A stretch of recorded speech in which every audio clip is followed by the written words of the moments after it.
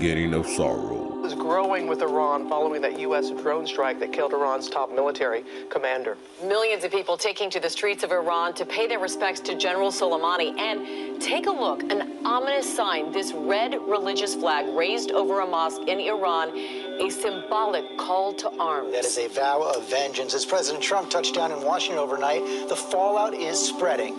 Iran has announced they will no longer honor the 2015 nuclear agreement. They're going to ramp up nuclear production.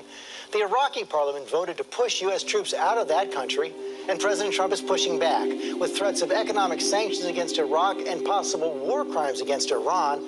All this as a terror group loyal to al-Qaeda killed 3 Americans on a military base. In Lebanon, hundreds of thousands in the streets. The final straw, a 20-cent tax on the otherwise free messaging service WhatsApp.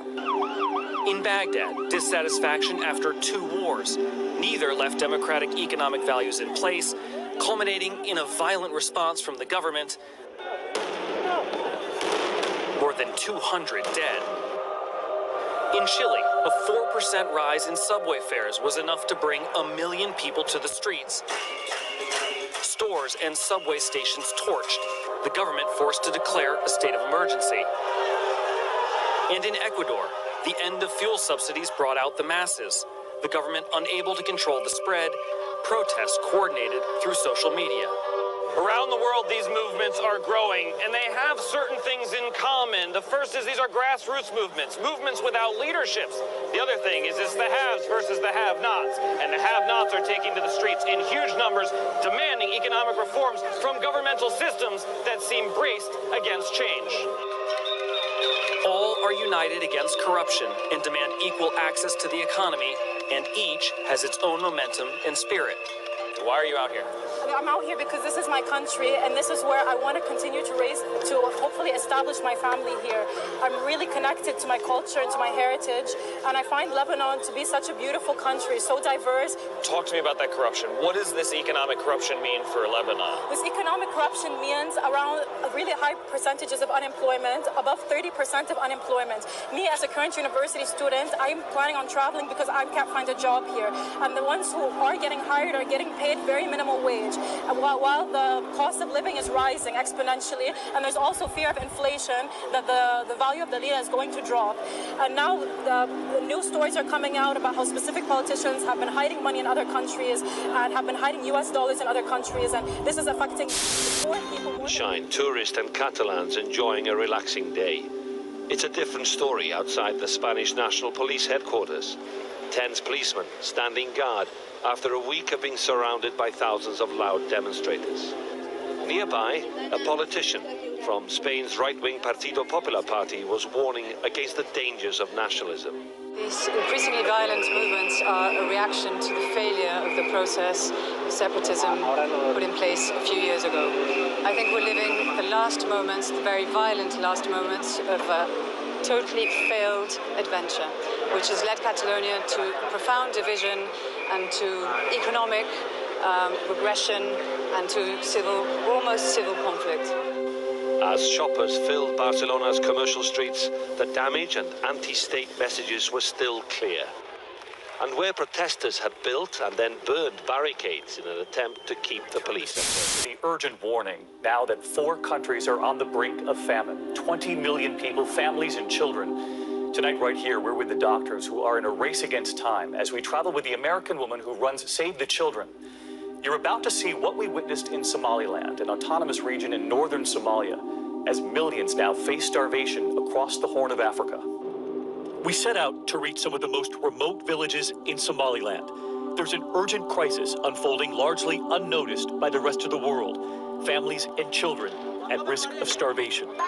In the first village, Harashef, the line begins early in the morning. They know the trucks are coming. How many hours away? That would be like 2 hours, close to 2 hours drive, yes. To get from the nearest water site. Yes. Here, it's not just the food they need, but water. Save the Children is trucking it in. You haven't had a drenching rain here in years. Yeah, it hasn't rained in close to 3 years now. Halima, a mother of 5, stands in line. All of her livestock is gone. They have no food. And we asked the last time there was any rain. She remembers the day.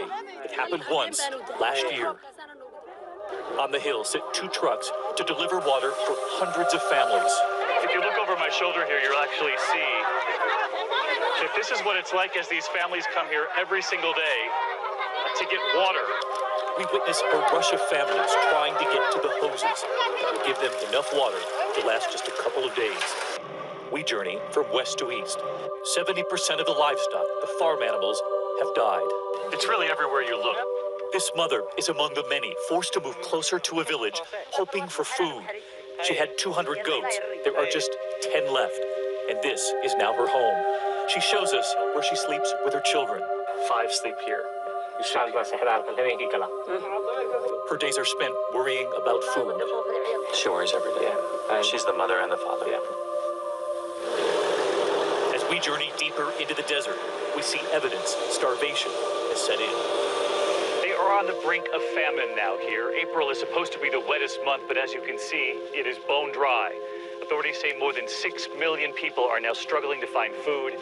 200,000 children are at risk of starvation. A mysterious infection traveling around the world has been placed on the CDC's urgent threat list.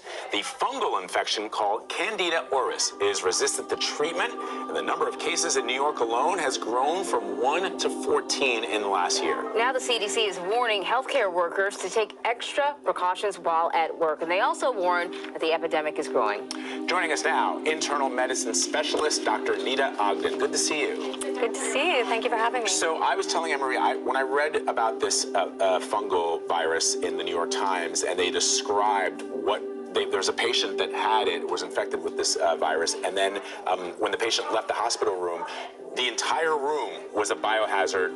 It was everywhere. In the ceilings, in the bed, in the blinds, and it's resistant to treatment. It's resistant to multiple antifungal drugs that we have, and it's also resistant to all the things that we use to eradicate bacteria and fungal strains in the hospital. There was another case in London when they aerosolized the room with sodium hydroxide. One organism regrew. Candida auris. So this is definitely an alarming development in the global emerging threat of superbugs. It's a little different from what we've heard about in terms of bacteria because it's a fungus. And actually, Candida strains are colonizers of the human body. They live in our gut microbiome, which is another hot topic. This strain is preying on people with weakened immune systems. So who is that? Long-term healthcare facility residents who have catheters, indwelling catheters, or IV lines, people in hospitals, ICUs, newborns, and also people who take immunosuppressive drugs for medical illnesses or have diabetes.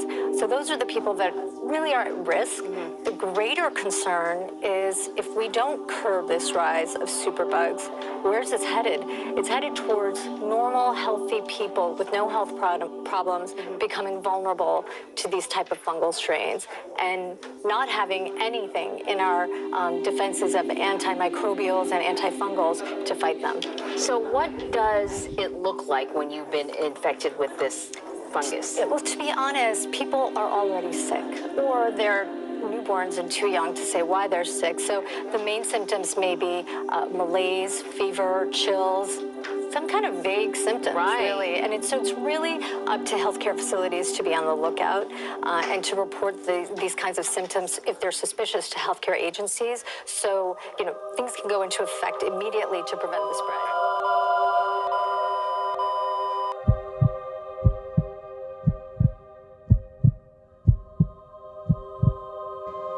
Ye shall hear of wars and rumors of wars. See that ye be not troubled. For all these things must come to pass, but the end is not yet. For nation shall rise against nation, and kingdom against kingdom, and there shall be famines and pestilences, and earthquakes in divers places. All these are the beginning of sorrows.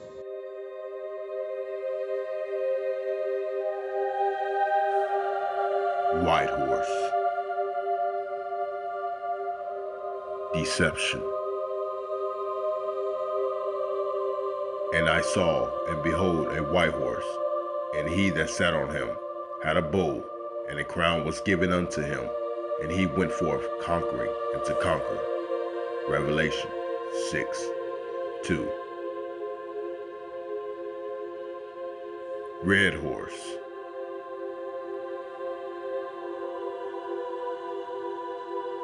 war.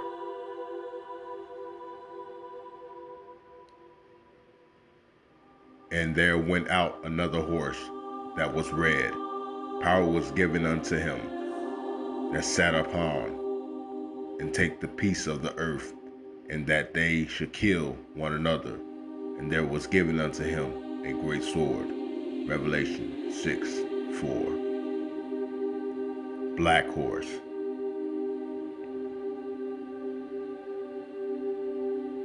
Famine.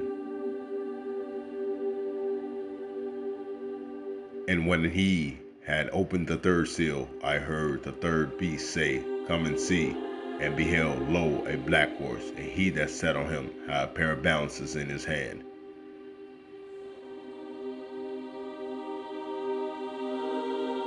Pale horse.